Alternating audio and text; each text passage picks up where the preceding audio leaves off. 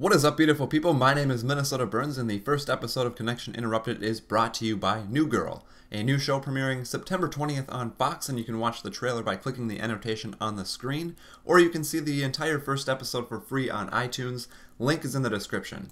Now, the funny thing about this show is that they have a thing called the douchebag jar. Now, some of you may have heard of a swear jar where you put $1 into the jar every time you swear. Well, the douchebag jar works a little bit differently. You put some money into the jar every time you're caught acting like a douchebag. So if you guys want to give me an example of someone being a douchebag, please leave it in the comment section below. But now onto our regular scheduled programming. Enjoy the show. Attention, citizens of Darwinville, Team Blind, and all you beautiful people. Welcome to Connection Interrupted, episode number 1, with our special guest, OG Walrus, featuring Blind Spot Gamer, Minnesota Burns, and Darwin TV. The Connection Interruption starts now. Just so beastly. That's awesome. Isn't this episode 2, though? Yeah, that's what I was going to say. No, because the pilot is episode 0. Oh, that's binary, true. That's This true. guy's such a This is freaking episode 1. professional. That's what I Yeah. love about him. Such a pro. That's true. On point. Feels good. Where did we find him? I don't know. Where did I find me? Just appeared. Out of the ether I came. That's pretty good, man. You've been put in charge of the intros from now on. That's just a fact. Out of the 8th, Really? we're playing too much Minecraft. I thought I was.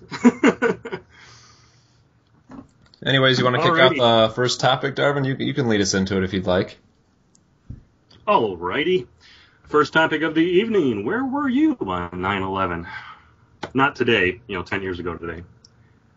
So, let's see. Well, I guess I'll start. Since I've got the floor anyway, I'll just might as talk. well. And I think Burns should be last because I know what his story is, and I think it's a pretty cool story. So, save his for last. So, where was I? Oh, we 24 years old. Was marching off to work. And I think that week, I don't know if you guys remember, there was a plane that hit a skyscraper in Chicago, which was not too far away from me. So I think it was earlier in that week that happened. And I don't watch the news much, but it happened to be on that day when I was getting ready for work. And I saw the tower on fire there, and I was like, oh, wow, a plane hit a skyscraper again? I didn't think too much of it. Like I said, we don't really watch it, so I wasn't paying too close attention. I went to work, and I was doing telemarketing sales at the time, selling like long-distance phone service and stuff to businesses, like one of the worst jobs ever, being a telemarketer. Awful. Mm-hmm. Yeah. And I get to work, and the whole office is abuzz with all the stuff that's going on. And so we're basically spending the morning trying to get to CNN, to MSN, to Fox News, just any news outlet to find out what was going on, and all the sites were down. We couldn't find out hardly any information.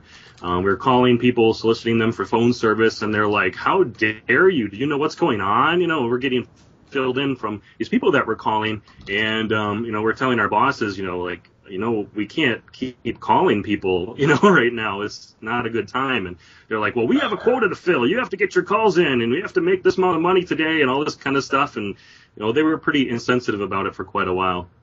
So it was just kind of interesting, that whole mindset of, make money at all costs, and especially in sales, and people were getting really upset. But I just remember it being a really odd day. By like 10 a.m., the second plane hit, and, everything got real quiet. It was just a really, really weird experience. And where I was working wasn't too far away from, like City Hall and where all the first responders are, and we were getting news from them that they were shutting down, government buildings and that sort of thing. So it was really a pretty interesting time for sure, really scary. But it drove home the point to me that we were just, at the whipping post there trying to generate sales during this national crisis.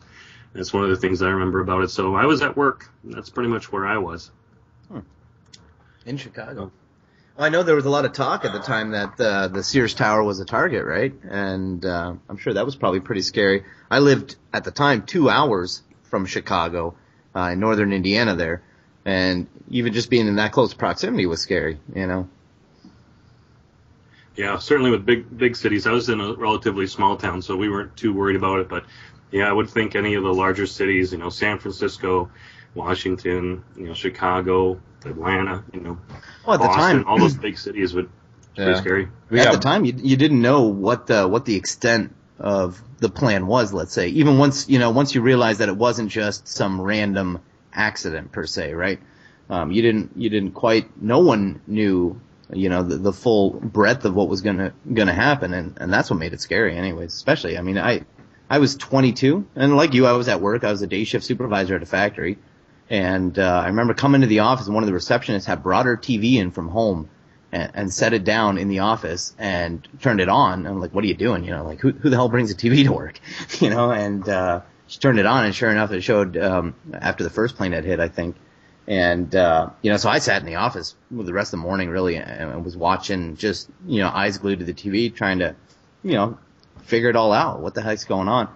I know my boss, the plant manager at the time, he was a former military guy, and he was heavily involved in the reserves.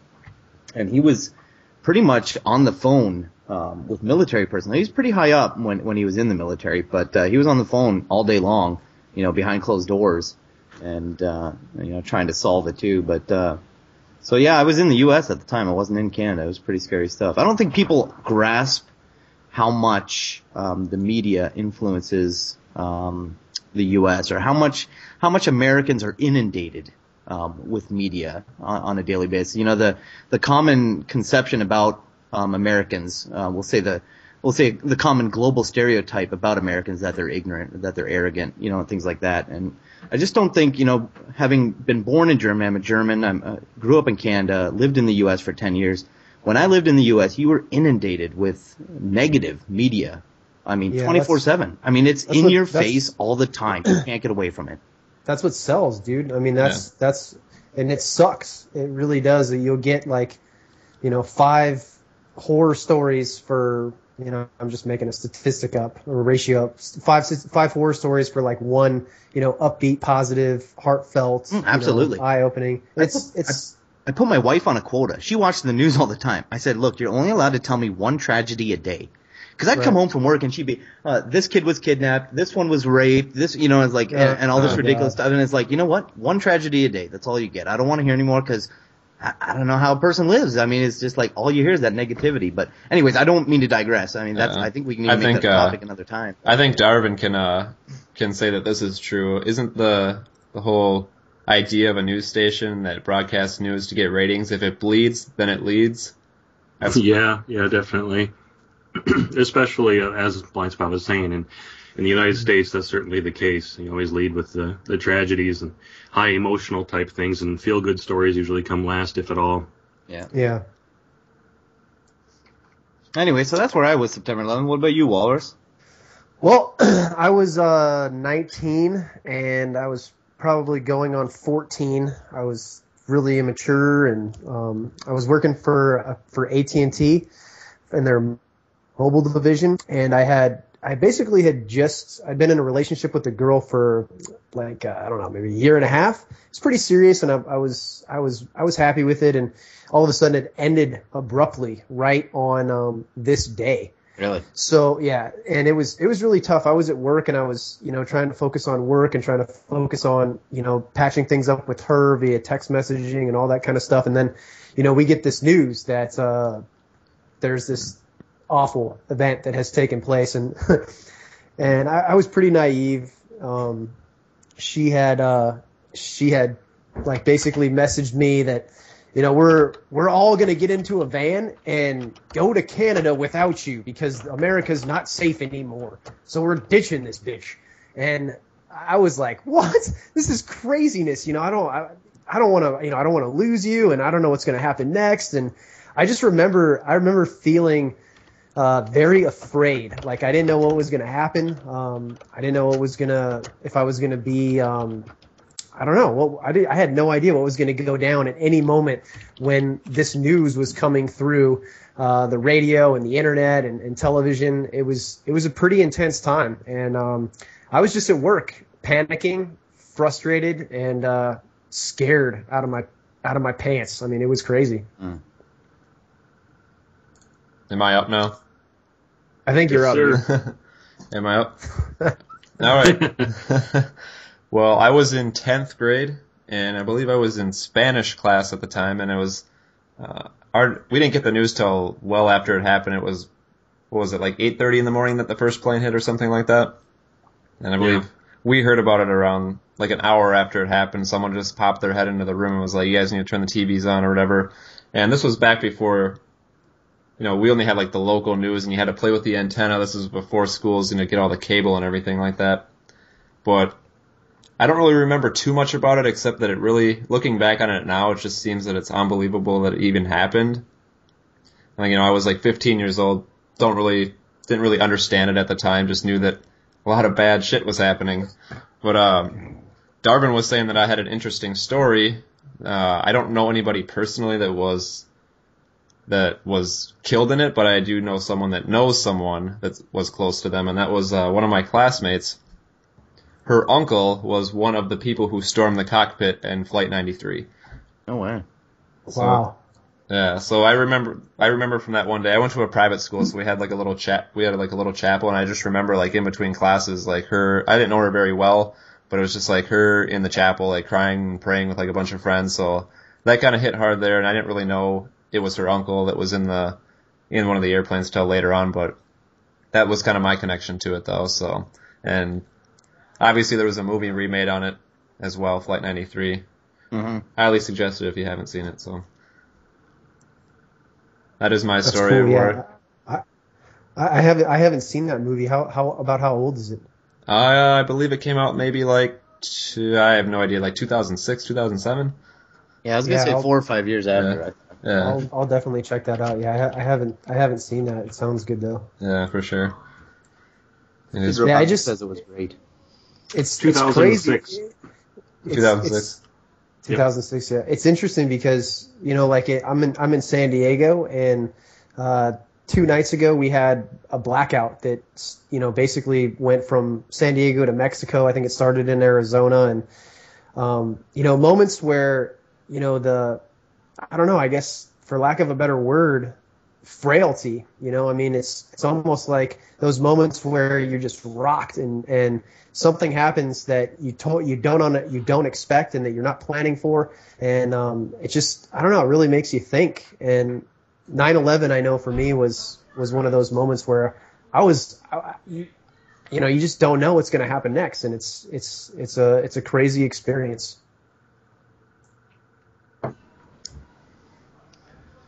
It's funny how dependent we are, and not to liken the blackout to it, but it's funny how those things that years ago didn't matter are so important to us now. Look at the internet.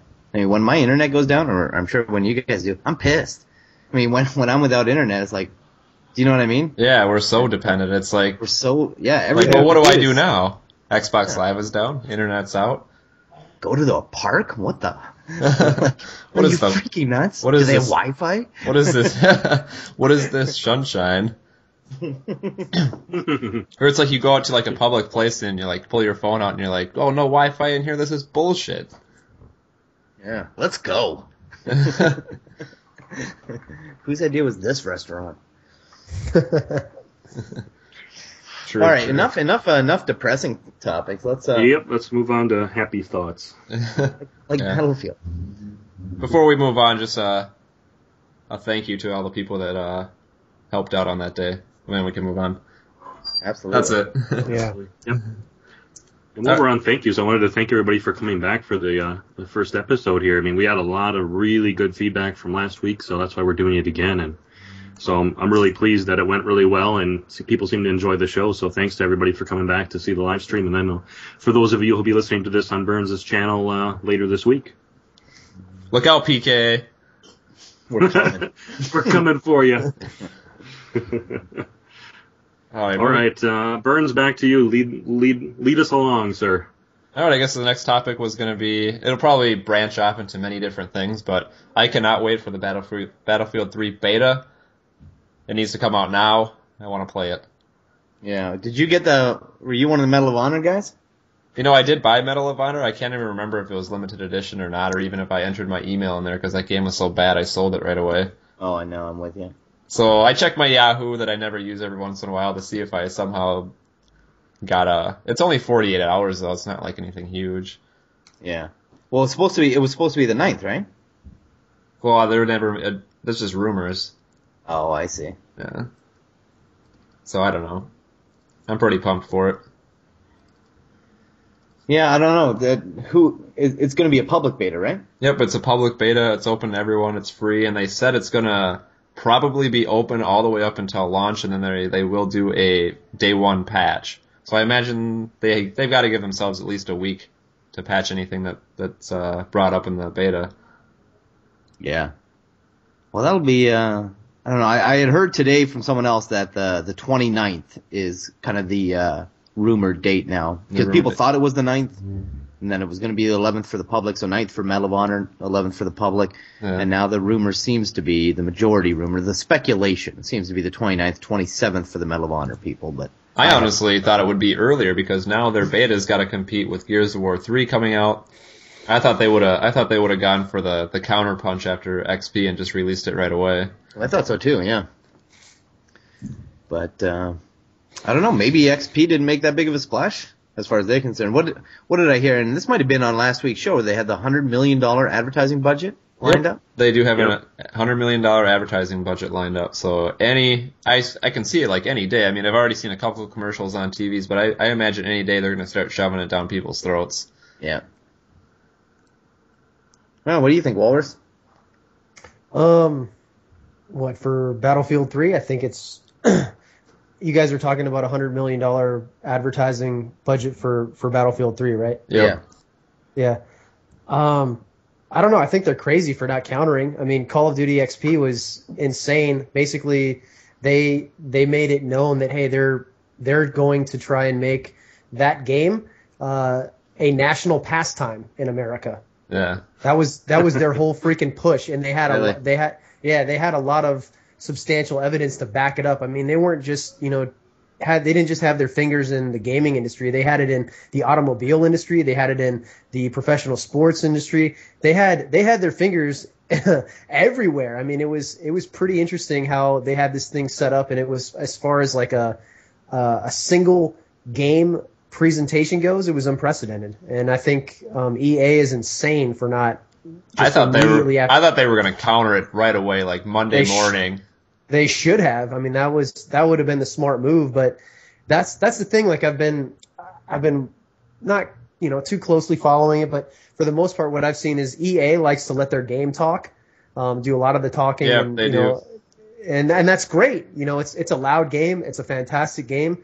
But Infinity Ward and the guys that basically run the advertising stuff over there, they're doing a fantastic job at shoving this down everybody's throat and making it, it's on its way to being a national pastime. With that $1 million tournament, I mean, it was a freaking zoo. There was, I don't know, I'm going to say maybe about 10,000 people, maybe a little bit less, watching that event. It was insane. Yeah, I like they do the advertising a little bit different on the EA side. Like, you see in Call of Duty, the Modern Warfare series, whatever, World at War series, Treyarch, Infinity Ward, is that when they have trailers, they go flashy, high cinematic, in your face, to try to pump you up, and maybe it doesn't translate to what is actually in the game.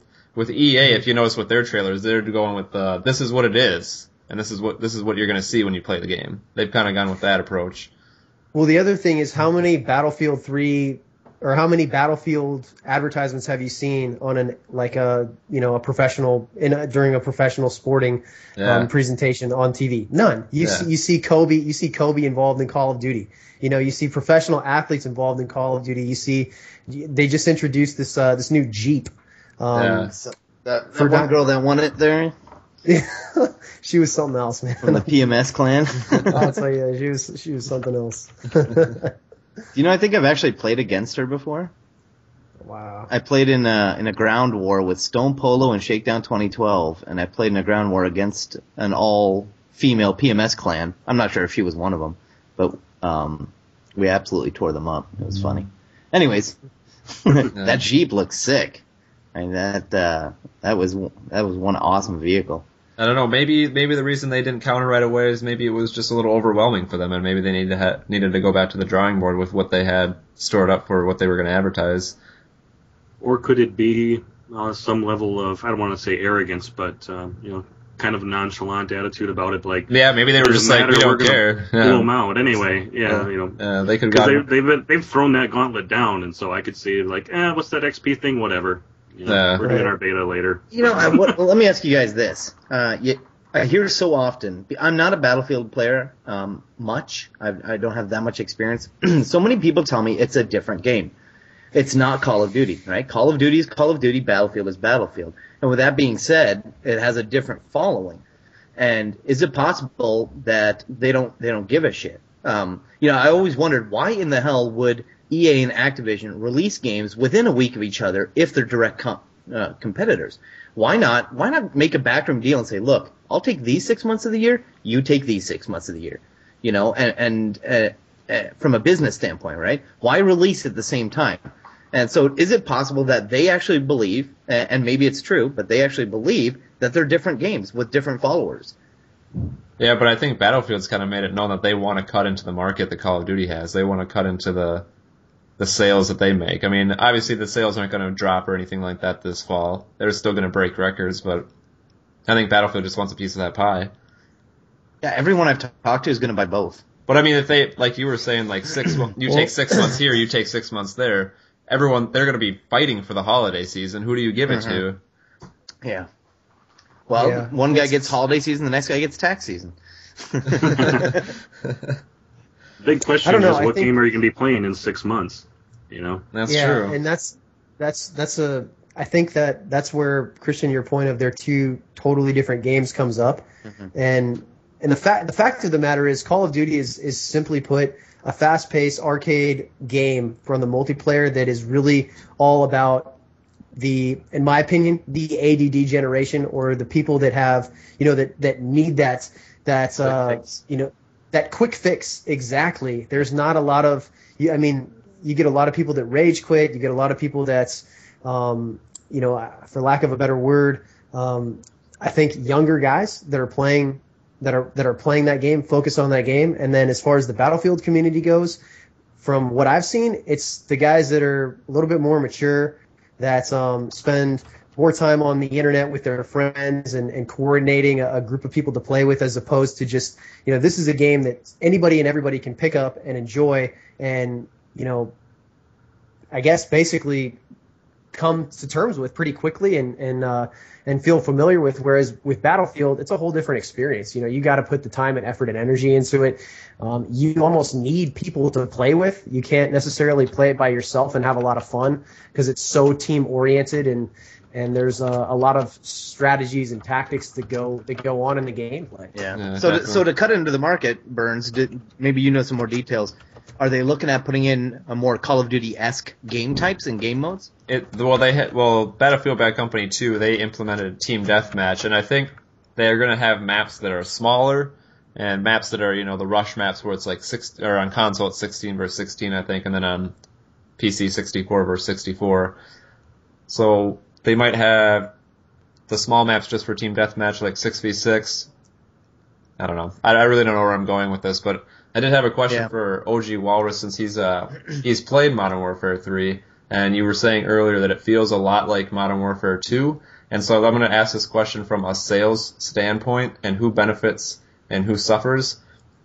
If with the games coming out, or Battlefield 3 comes out 2 weeks before Modern Warfare 3, obviously they're going to get impulse sales, but that first week of Modern Warfare 3, if there is anything that's game-breaking, glitching, that is going to take some time to patch, how big does Battlefield benefit from that? I don't think it benefits very much. I mean, going right back into a point that I was making, both companies, I think, are very much aware that they have a specific following. And the release date doesn't necessarily have too much to do with it. They know they have a following. They're obviously trying to, Modern Warfare 3 has adjusted some things and done some new things to, I think, try and reach out to the Battlefield community, and the Battlefield community, or the EA has done some things to reach out to the Call of Duty community. They know who plays their game, and they have designed their game these new ones that are coming out to, basically be a little bit more appealing to the other community, if you will. I don't think it's going to have too much of a big effect. There's not going to be too much of a difference. I really hope to see a lot more people from the Call of Duty community get involved with Battlefield, because it's a fantastic game, and it's inundated on YouTube. We're inundated with Call of Duty gameplays, and unfortunately, sometimes that's only what people will watch, unless it has a Black Ops or MW2 or MW3 title. People aren't necessarily interested, and that's a shame. Yeah, absolutely, definitely. Something that we brought up last week that I think is really nice is that we have the Battlefield 3 option when Modern Warfare 3 has a game-breaking glitch. So we have something else to play instead of being stuck with it. So it's nice that they're coming out at the same time for that. Yeah. There is the reverse of that. There is the Battlefield 3 has a game-breaking glitch, and Call of Duty benefits. Oh, they would suffer from that, yeah. Yeah, so I would hope that neither has them. I would hope that Infinity Ward Activision, I guess, or Sledgehammer, whoever the hell's in charge this time around, has learned their lesson from care package glitches and javelins and dual 1886s firing like sniper rifles. I mean, Modern Warfare 2 was a joke, and look how freaking well it did. Maybe that's a testament to the franchise. Yeah. That's exactly my point, Christian. I wanted to ask you guys, what FPS game was it for you that basically brought you into the community? Was it Call of Duty 4? Was it are you that ancient and it was like GoldenEye? Or what FPS game was it for you guys that really got your heart pumping and got you sucked in to this community? I would say I did play the GoldenEye on N64, but it wasn't really like pulling me in. I don't think video games and like gaming was really that big. I mean, that it is now. But I would say World at War for Call of Duty got me addicted to the Call of Duty series, and also Halo 2. That was it for me. World at War really got me addicted though. I played. I'm older. I'm not as old as Darvin, but I'm older. And I played Wolfenstein 3D, Doom, the first Doom, and the original first-person shooters, and freaking loved them.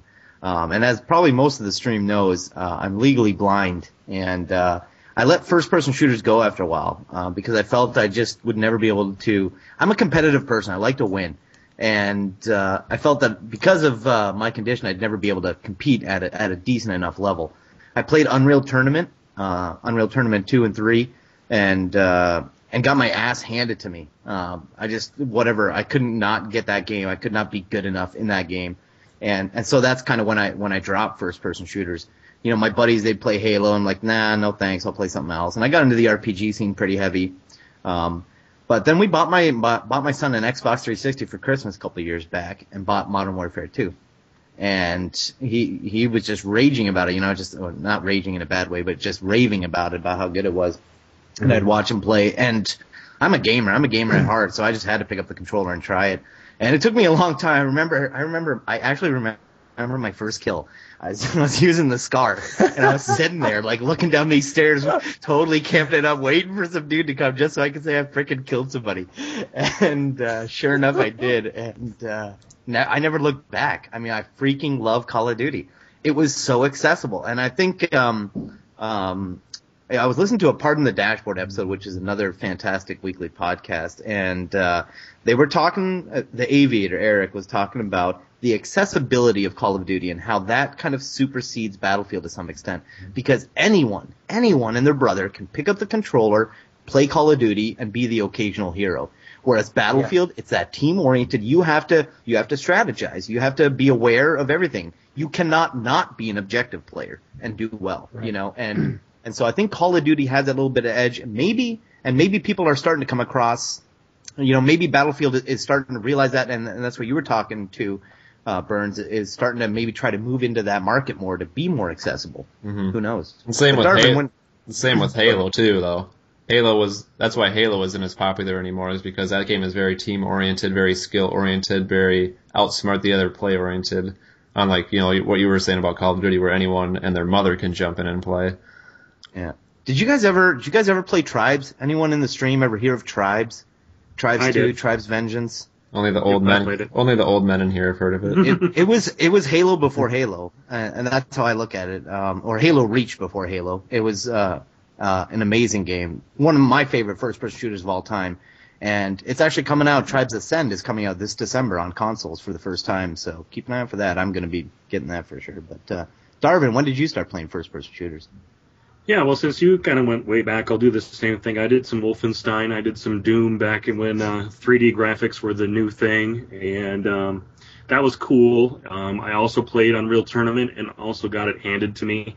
And that's where I really got frustrated with shooters because people were jumping, 20 feet in the air and blasting rockets all over the place. And I'm just like, what is this crap? I'm totally done with first-person shooters. And when I got into the next-gen consoles, well, actually not next-gen, not current-gen, but previous-gen consoles with the PS2, I was big into like Madden and sports games. I liked RPG games a lot. Did a lot of PC games on RPG. So I completely left first-person shooters. Duke Nukem 3D was probably my most favorite experience, but that was on single-player only. So I scrapped that and stuck with RPGs and all that kind of thing for a while. And then I went to school, and I was basically out of games for 4 years while I was going to college. The second time, I had a full-time family, a full-time job, and going to school, so I completely put gaming off the shelf. It just was not a part of my life at all.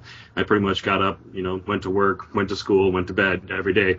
And then, so when I was done with that, when I was getting close to graduating, one of my classmates was over at his place, and he had Call of Duty 3, and he was doing multiplayer in Call of Duty 3, and I was just immersed in it. I'm like, this was so much fun. We were doing split screening. It was great, and I had to have an Xbox after that.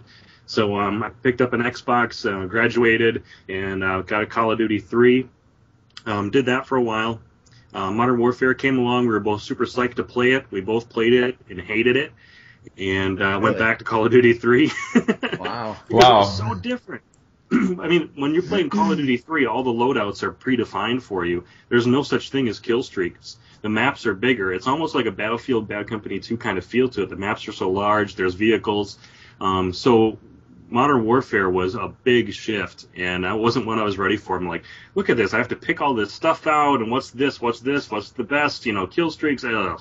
And it was so much faster. I just couldn't adapt to it. So I went back to Call of Duty 3 for a while until Modern Warfare 2 came out, and then I jumped into that. And then I sucked at Modern Warfare 2, and I said, this is enough of this. I need to get better. I need to stay with this. I like the story. I like this game. I love the way it looks and feels. So that's how I got into YouTube, which was kind of OG Walrus's point, is how did you get to the community. Was with Modern Warfare 2 that I sucked so bad that I went to YouTube to find out how to get better. That's how I got introduced into the community. Wow, I never thought in a million years I would hear somebody say that they went back to Call of Duty. Yeah, really. I know, right? I never expected that was the worst game ever, Darvin. That is wild. Hey, can I ask you guys? Do we have time for one more question on this topic, or we get? Yeah, we can go. We can go do another question on the topic. Okay, so the other question that I wanted to ask you guys is, do you remember like the first thing that you said when it came to the Call of Duty series or any FPS game that you said it and you're like, somebody responded in the game and it was like the biggest noob moments for you personally, like the stupidest noobish thing that you said when you first started playing? Oh, I'm gonna have to think about this. Yeah, I don't know. All right, well, I don't think I've ever said anything. Yeah, give us an idea. What are you thinking? So I started at Call of Duty 4. Like I played GoldenEye and I sucked really bad at that, and I just decided, what, RPGs are really kind of like you, Darvin. RPGs are really where it's at. I love Final Fantasy, and I don't know if you guys remember there was a game called Lufia on Super Nintendo and Chrono Trigger, and that was really where like my heart was the RPG stuff, and I started playing Call of Duty 4, loved it, fell in love with the series, and I bought an Xbox and a bunch of games all in one night. And I went home and I put it in, and I was running around Call of Duty 4. And the first thing that I said with my headset, I'm brand new to the game, and I've got my the guys on my team in a team deathmatch. They've got mics in and they're talking, and I'm like, hey guys, which gun has the red dot sight on it? and then they're just like, they're like, dude, all of them have that. What are you talking about? And I was like, okay, that's great. I have no idea what I'm doing, and I remember that's. I remember the first time I had Xbox Live. Like I said, I bought the Xbox for my son for Christmas. He was, I don't know, 12, 13 at the time. And I remember I set it so that he could only talk to his friends, right? You know how you have that setting on Xbox Live Chat or whatever, so that you can only hear your friends and they can only hear you or whatever, right? So one night I was gaming, he was in bed, I was gaming, and I'm like, let's see what these guys have to say. And I turned on the Xbox Live Chat, so to speak, right? And I still remember how disgusted I couldn't believe people were talking like this. Like, I mean, it was the most ridiculous crap I'd ever heard, and I shut it back off. And I tell you, for the first 6 months, we didn't have Xbox Live Chat. But finally, I I ran into actually some hillbillies, and they were actually their clan was Hillbilly Deluxe, HBD. That was their clan, and they're great friends of mine now, and guys that I ended up playing all of Modern Warfare 2 through. But it was just some guys with really heavy Southern accents playing. They were chatting like we were on a state or whatever. And it's like 2 guys upstairs or whatever. I'm like, wow, they're actually helping each other out. These guys are actually mature and not saying you new fucktard or whatever. I mean, it was actually legitimate conversations happening. And so I was like, I gotta be these guys' friends. These are the only mature people on Xbox. Instant friend request. Yeah, so I sent them a friend request and they added me, and from that point forward, for the next 6 months, we just played every night together, and I became part of the Hillbilly Deluxe crew. All right, I got a new moment. I just thought of it right now. I don't know specifically when it happened, but it was probably around the time I first started playing any first-person shooter online or Call of Duty. But this is the first time ever playing any online game ever. It's got to be, I don't know if it was Call of Duty or not, but I had my headset on, and the game was starting, and you can hear the game, you can hear people chatting in the game. I remember just sitting there and mumbling into the mic, "Wow, this is so cool! I can actually hear people."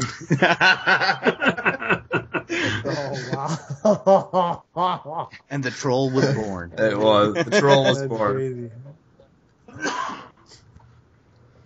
Well, it took me a while to come up with one too, but no, it just reminded me of that. My first experience with Modern Warfare, when my buddy and I went from Call of Duty 3 to Modern Warfare. I don't even think I had an Xbox yet, so we were playing at his house and he rented the game. So we went from COD 3 where you could split screen easily, and we went to Modern Warfare, and we're trying to split screen, and it's not working, and he goes into a multiplayer game, and he's trying to get people to tell him how to split screen in Modern Warfare, and they're like, you need 2 Xboxes. What do you mean you need 2 Xboxes? You need to have 2 Xboxes. Yeah, we had this big argument and he was just getting so frustrated. He's like, these guys aren't helpful at all. Oh, man. No kidding. And then they did bring split screen back in Black Ops, and it was terrible. I've never done it in Black Ops, but I get so excited when they're on the other team. Yeah. I love when they're split screeners, yeah. It's laggy and it's terrible. I tried it once. It's horrible. I cannot play it. I just can't see well enough to play it on split screen. Oh yeah, I imagine it's even worse for you. I do alright with split screen zombies. Yeah. That's interesting. Yeah, you don't have to be as accurate with zombies. Yeah, I suppose that's true. You just hold the trigger down. Yeah. HK21. All right, next topic. Let's move it. I don't know what the next topic is. The next topic was, I have no idea, but we can talk about the fact that NHL 2012 comes out in 2 days, unless you're rich, like Minnesota Burns, and pay some guy at EA to get it to you today. Hey-oh. That's right, I already have it. Actually, still have to go to the store and buy it, though, because it expires, on when it comes out. Oh, really? Yeah. So you just get a 3-day pass, essentially. Is that how it works? Pretty much. And I had to download it to my Xbox, and it was 5 frickin' gigs. Wow. Whoa. For those of you in the stream, anyways, who or not in the stream, who don't know, it's what is it? EA Season Pass? Is that what it's called? EA Sports Season Ticket. Yeah, and gets you every EA Sports title 3 days early. Yep, and you get DLC for cheap, really cheap. It's Call of Duty Elite for EA. Yeah, pretty much. Only it's a lot cheaper. Yeah. But I haven't played an NHL game in an EA NHL game. I played 2K Sports' NHL 10. I feel bad for you. Oh, it was terrible. I played it like maybe 5 or 10 times and then I dropped it. But I was not impressed. But it's probably been 2004, 2005 last time I played an EA one. So getting the controls down, like I was telling you today, is just Oh yeah, on crazy. Skype, I just get this Skype chat from Linespot. How do you body check? What are these What the controls? freak? What do you mean I can't hit buttons and it's all on the Yeah. stick? A used to be shoot. I used to play it on the Nintendo. Remember ice hockey on the Nintendo, the original Nintendo? Oh, Where I loved that You could only game. pick like the skinny yeah. guy, the medium guy, or the fat Yeah. guy. Those are your choices. And all you had is 2 buttons: pass and shoot. Now it's like right analog stick, 360 up down for a wrist shot, double left bumper, right trigger, D-pad for a freaking slap. Like, are you kidding me? Minnesota Bird's gonna kick my ass. It's gonna be a quick 4-game sweep. Yeah, it is. But I'm pretty excited, dude. I pre-ordered it, so yeah. After the stream, you're gonna have to explain to me this Hockey Ultimate Team and EASHL and all Oh, this new dude. stuff. We are gonna have to get like 3 or 4 other people and start an EACHL. I'll just explain what it is to you right now since we have time. But like, basically, what it is, like, you know how they have Be a Pro mode in there? Mm-hmm. All right, you create your pro, and you get a few attribute points or whatever, and like the guy starts out like a 70 or some crap like that or something like that, and you can pick your position. Like, let's say you want to be center, and then we find a team, one guy that's left wing, right wing, goalie, and then you play against other people that have like 6-man teams. So And you only play your position in the game. No way. Yeah. So there's no line changes then. I don't believe so. Apparently there's injuries this year though. Well, so what do you, when you're a man down, what do you do? You're 6 I think it's just some random player that gets to play or something. It's not a random okay. player, but like you get a Like an random AI? Yeah, like an AI Yeah. player or something like that. Interesting. Well, yeah, we'll have to. Like a cosmonaut? I'm sure between. I killed Darwin TV. He was the astronaut. That'd be awesome. Cosmonaut skates out on the ice. I think between your subscribers, Burns, and between mine, we should be able to find 4 more people that like hockey. Yeah. Out of I don't know, 18,000 people. 4 Yeah. more of them should like hockey. I hope so. What do you We say? need a goalie. Best of 7 starts on Tuesday night, and Yeah, you bet. Put it up. Well, no. It starts Wednesday night. Give me Tuesday night to practice. All right. And we'll put games 1 and 2 up on Yoush Sports this week, and Yeah, you want? you betcha. We're gonna take Yoush Sports by storm. I'm gonna get into some Lethbridge Hurricanes WHL games. Actually, Walrus had this idea. He gave me this idea. I'm gonna do I'm trying to get into a preseason game and like introduce the gameplay from the stadium. At like Yes. ice level or something. That is what I'm talking about right there, man. So when you go to the Wild games, take your camera with you and get us some footage, man. Get some Saku Koivu footage and like you hugging him or whatever. And Actually, you know what would be sweet. What would be sweet if we got like down there and somehow got an interview with the player. And hell yeah, and he could be like, he could introduce the Yoush, series. damn it. He'd be like, yeah, he'd be like, and you're watching Yoush Sports. Damn it! Oh, that'd be It's beautiful. a European accent. Yeah. That'd be awesome. I could probably get some Lethbridge Hurricanes. My son actually knows one of them. 'Cause Really? it's 16 to 20 year olds, right? Yeah, So yep. Yeah, you for sure could get someone. I could get some interviews, maybe even the coach or something. Yoush, damn it. It'd be awesome. Do you guys remember? Do you remember last year? Well, this is kind of I don't know why I just thought of this right now. Like, it just brought it to mind, like player and fan interaction. But do you remember last year? It was a Minnesota Wild game, but I'm sure it made news throughout the NHL when Rick Rippon reached into the crowd and like tried to pull some fan out at him. Yeah. Wow. Yeah. That'd be cool. Get that on video and be that guy. Like what I remember what happened was that like the guy like got into a fight and like got his ass kicked and he was like getting kicked out of the game or whatever. And the fan was like he was like sitting right behind the Vancouver bench and he had the player walks by him, into the tunnel. He just kind of like leaned over and started sarcastically clapping at the guy. And he just Golf turns clap. and grabs him by the jersey and like pulls him forward. The Do you Sands. remember this? This is a little older. I'm a Leafs fan, obviously. So you remember Ty Domi? Oh yeah, And, he little water bottle accident. In Philadelphia, do you remember that? Sprayed the fan. He was in the penalty box. The fan fell in the penalty box with him. Beat the crap out of him. He ended up taking him out to dinner later and apologized to him. Oh really? Wow. Well, that's a better ending to the story. The one that I just told, that Rick Rippon, the guy that grabbed the fan, actually committed suicide over the summer. Oh, He was my like- God. He was actually one of the many hockey deaths we've had this summer. No kidding. And, they just had that plane crash in Russia. Yep. With the KHL team. 43 people died. Yep, and some of them were former NHL players. Yeah, and a former coach, I think. Yep. The guy, he was an assistant coach for the Red Wings last year. Who was it? Do you I can't remember? remember his name, but he was an assistant coach for the Red Wings last year. That's crazy. Lokomotiv Yaroslav. Some guy just wrote it in the chat there. He was the assistant coach? Yeah, I think so. I don't know. I don't really pay attention to Detroit hockey. Yeah, I hate Detroit. Oops. Sorry, did I say that out loud? Frickin' Red Wings. Well, we really got onto the topic of sports in a gaming podcast, didn't we? Oh, it's sports gaming. That's what we were talking about. Bring it back around, Darvin. Come on. Throw some. What consoles did you promos. guys grow up on? I put in the chat a while ago. My first console was the Atari 2600. Played the snot out of that with Pac-Man and Pong and Frogger and all kinds of fun games. What did you guys start out on? My first Who computer gets that? was a VIC-20, and I played text-based adventure games, but it wasn't a console per se. You actually had to program the games yourselves back then. Like in BASIC, line 10, go to line 20, and it was bad. But Sega Genesis 32-bit. the Nintendo was my Wow. first console, the original, with Q*bert, Gauntlet, those types of games. Oh, someone GT wrote in the chat, Sega Dreamcast. That was the definition of a failed console.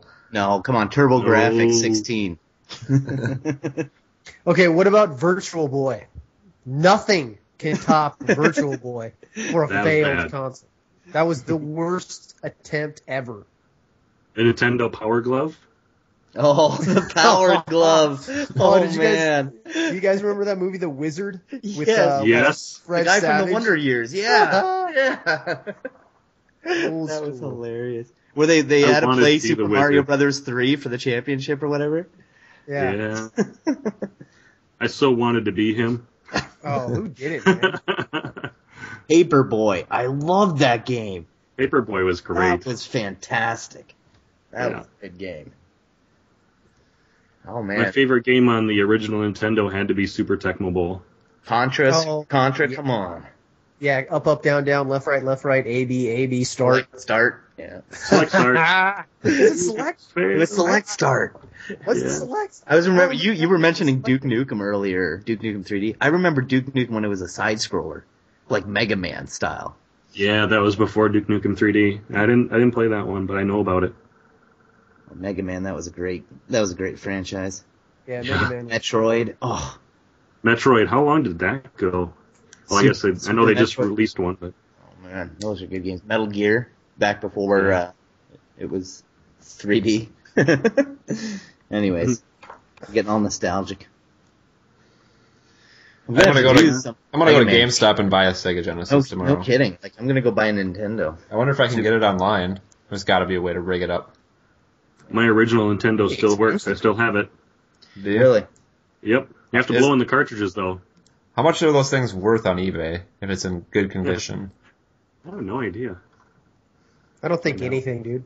I have a PS1. I think I paid like $20 for that and a bunch of other stuff. I don't think you can. Maybe if it's in the box, if it's all like wrapped up and nice, might be a little bit more money. But if you're just trying to buy the console, I don't think you're going to spend very much at all. There's certain games that are very expensive. My sister, I can't remember the name of the game, but there's this puzzle game or something that she just loved, and she ended up paying like $170 on eBay to get the game because it's out of production. You know what I mean? It's not, you can't get it anywhere, and I don't know why she would pay that much for an old ass game, but she did. But so you gotta watch out for the games, though. That's where it'll get you, I think. Console's probably a dime a dozen. Yeah. The top listing here on eBay is $225 for the Nintendo NES Deluxe console. Oh, the deluxe. Wow. What does that get you? An LED to let you know it's on. The ability to save your game. Yeah, I mean, back when you had to play on the original Nintendo, there was no saves. You had to beat the game in one sitting. Mario, you had to play the whole way. Yeah. Yeah, you had to make beat it that dip. game. Yeah, you had the continue option, and once you were out of continues, it was over. Yeah. There was some. When was that first save game? Do you guys remember Faxanadu? Did you ever hear that RPG? No. Faxanadu? That was. I thought that had a save game. Or like Link, Zelda: The Adventures of Link, the second Zelda. That had save. How did you save that? I can't remember. Was that was original Nintendo, right? Yeah, it was. That was like one of the most popular games. The original Zelda was really popular. This is the second one, right? Link, The Adventures of Link is what I'm thinking. Oh, okay, no, yeah, I don't know But about that. I know you could save it. I don't know where it's saved to. That's a good question. I don't know. Maybe I'm It wrong. would have had to have been on the cartridge, if anywhere, Yeah. because it wasn't in the system. I don't think they were writable either. Anyways, who knows? Yeah. Maybe I'm losing my mind. You might be. So what about OG Walrus? How about you? What did you start out on? Did you say? I didn't catch it. I didn't say. I remember having an Atari 2600, but I just remember it. I don't remember playing any of the games on it. I just know that it was in our house for a little while. And then we had some neighbors that were like one block away from us, and they had a Nintendo, and I went over there and flipped out. I can't remember how old I was, but I've got two younger brothers. And our parents said, you guys can have this, but you have to pay for it. So for like a whole week, all we did was chores nonstop to come up with $100 to buy it. And we had it at the end of the week. We pooled all our money together and got a brand new NES. Have you guys ever seen the N64 Freakout video? No. I should find it and link it. It's like, it just brings back like childhood memories because somehow like I think that was me in some way. N64 Freakout. Let's see if we can find it here. Which console had Burger Time? Was that the Atari? Yeah. Remember that, Darvin? I want to say it is. Yeah. All right. Tank or something? N60. Combat. Yeah. Combat was freaking awesome because you could do tank battles, you could do airplanes. There's the N64 Freakout in the stream there.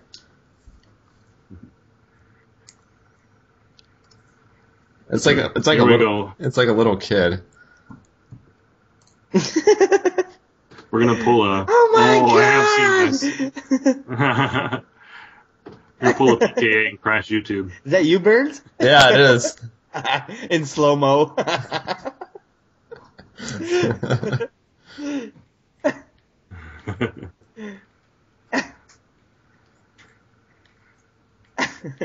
just had Blind Spot just giggling at it right now. Those things were a real big deal back then, man. They were. They were a huge consoles deal. like that didn't just drop from the sky. I think it's really where the Madden series started too. Madden football. I may be wrong though. I don't know. That could be. Oh, I played a lot of Madden on Genesis. Yeah, Madden. Yeah. I had a Super Nintendo, and then I went to PlayStation 1 after that. I never had the 64. Yeah, I remember Mortal Kombat on the Super Nintendo. I played the crap out of that. Did they Mortal censor the blood Kombat. on that one? They did, didn't they? Do what? Did they censor the gore in that on the Nintendo 64? No, this is on Super Nintendo. I thought they made the Mortal blood Kombat 2. green or something. I remember Scorpion pulling the guy's skeleton out as a finishing, but I don't know how much blood there was. I got to be honest with you. I have Mortal Kombat 9. I can't believe how much gore is in that. I mean, that's crazy. Yeah, that's insane. Yeah. Like, it is freaking gory. But like, I don't play it when my 6-year-old's awake. That's for sure. Yeah, that would give him some nightmares for sure. But when he's in bed, you're all up close on the TV. Mortal Kombat. Aren't you? Don't even lie. I am. Fight. Finishing move. Finish him. When your son's watching, you can only do the babalities. Yeah. Sub-Zero. The base. Oh, that's Not the good-looking babalities either. The baby-alities. Yeah, that's it. All right. Does that do it? We got 9 minutes, or I don't know. We started 2 minutes early, so we got 6 minutes. I don't know. We can cut it off whenever you guys want. Yeah, no, it doesn't matter to me. I'm having fun. Yeah, I'm down, man. Whatever you guys want to do. Blind Spot's like 3-hour podcast now. Well, we did more old games.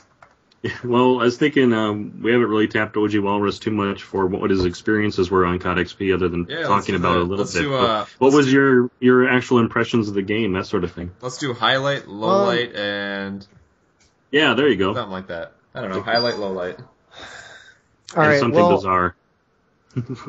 Well, I'm playing right now as we speak. I'm playing Modern Warfare 2, and I'll tell you, I mean, it feels. The gameplay felt identical.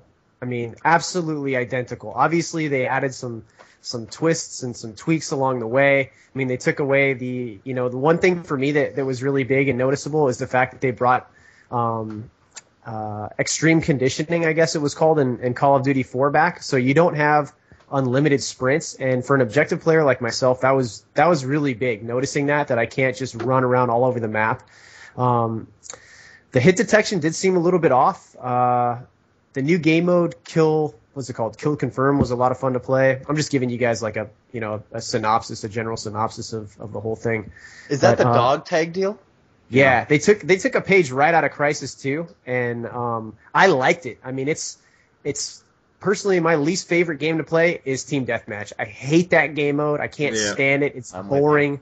And this variation was a whole lot of fun to play. And I think we lost, like me, Chaos Silencer, Empty Clips, a Yoush member, and Mr. Blackout. We lost one game the entire time. I think we played about 9 or 10 gauntlet games, and we always won that first kill confirm game. It was a lot of fun to play. I've been looking over the Modern Warfare 3, the perks list and the kill streaks and all that stuff, and I don't know. I think it's going to be a lot of fun, you guys. I'm pretty sure it's going to be a big improvement on Modern Warfare 2, but I guess only time will tell. I was watching all the coverage that I could get my hands on over the weekend. All the stuff that was up on Yoush. But I have to admit, I watched Hutch's video and his impressions. I can't believe I'm actually saying this, but I actually agreed with something he said, or not necessarily agreed, but I really enjoyed what he said. And he said what he said at the end of his little video that he did. He said, "I don't know if I'm happy that it's more of the same, or if I'm upset that I didn't get more." And I think that kind of sums it up for me. It's like, I could tell just from even the Spec Ops footage. I mean, they use the exact same sound effects for the guns, and for some of the stuff. I mean, they barely upgraded even the audio. And I know there was a huge fallout with Infinity Ward. They had to fire everybody and rehire, and so you have a whole new team of developers, and you can't develop a game that quick and totally redo it. So I understand the logistics behind why it had to be very similar. But I'm still not sure if I'm happy that it's more of the same or upset that I didn't get more. Do you know what I mean? Yeah. It does. Oh shit. We just lost. It felt identical, like the gameplay. I think their selling point is, or what they're trying, obviously what they're trying to do is, Modern Warfare 2, it had its hangups, but it was a good game. I loved it. Yeah, it felt fun to play. I mean, there was a lot of things that they needed to address that they never did, but it was a fun game to play. And since you mentioned Hutch's video, there was again, I'm bringing him up because I mean he's a smart guy, very involved in the community, and he really hit the nail on the head. I'm not gonna take credit for something that I didn't say, but he did. He nailed it, and nothing is going to take that initial awe and feeling of your first Call of Duty experience. For Darvin, it was Call of Duty 3. For me, it was Call of Duty 4. And I think as gamers and as fans of this series, that's kind of what we're looking for. Is we're looking for the developer to give us something that is maybe unrealistic, and I don't know. It's funny you mentioned that, and I hate to get off topic here, but I used to be a big MMO player. I started with EverQuest, the first EverQuest, and I remember that first kind of like holy crap, this is so freaking cool. You're actually playing online with other people. You know what I mean? That first MMO, like, wow, I'm really, like, there's this entire massively persistent world with all these thousands of other people. And I played many, many other MMOs, from Anarchy Online to WoW to, I mean, you name it. I've played just about every MMO that's out there. And I never got that same feeling. Fix. Yeah, that same fix, that same high. Yeah, sure, whatever you want to call it, right? I think you bring up a really good point there. And for me, it was Modern Warfare 2 on the first-person shooter side. And and so maybe that bodes well for me for Modern Warfare 3 since it's the same game, you know. But yeah, that's interesting. So I guarantee there's going to be something broken in it the first week. That's the scary part, because you know I go back to Modern Warfare. You're playing it right now. I'll probably play some tonight. Maybe I'll get on with you, Walrus. But you know, it's the other day I got on. I go to Wasteland. I'm playing Domination. I start the match. There's 6 people on a team, right? All right. I walk out, I turn around, there's 5 guys with backpacks standing by the Jeep launching noob tubes across the map. I'm like, what are you guys doing? That can't be fun. Come on. You know, all 5 of the rest of my team, I'm the only guy going to get a flag. And it's like, you know, and maybe it's because it's been out for so long, nobody cares anymore. Nobody gives a shit about KDRs or whatever. They're just dicking around, for lack of a better term. They're just screwing around, and maybe that's why you get so much of kind of the garbage right now, and it's, I don't know, you know, I hope it's kind of like one of those deep down. I really want Modern Warfare 3 to be awesome. I really do, and I just hope they don't screw it up. I don't want to be disappointed. I think that's a good place to cut it off right there by saying that. All right, Darwin, you want to lead us out? Is he even I here? didn't prepare anything for that. bye. All right. So this has been episode 1 of Connection Interrupted.